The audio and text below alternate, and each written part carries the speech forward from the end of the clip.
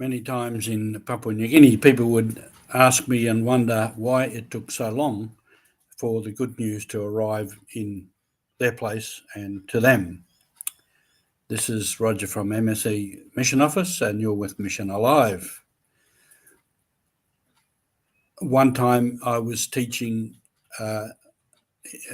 lay people, training them for ministry, and I was teaching them basic church history, the history of mission, biblical studies, and so on and so forth.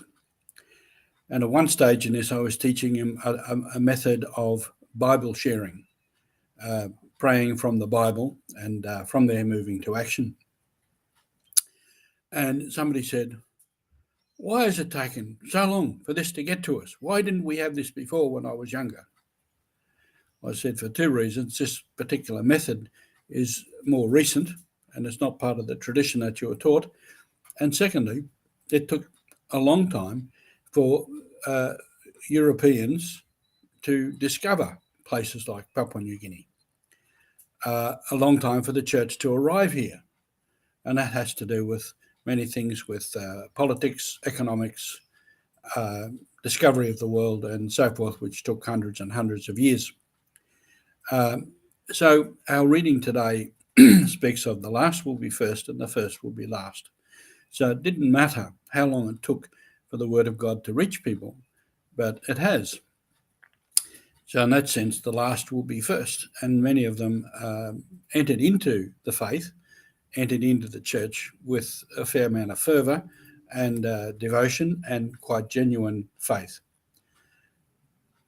So in the world today, many places and many people were, in a sense, the last. And many people who were the first, as in the Western world, are leaving the faith, are losing the faith, because the world is becoming more secular,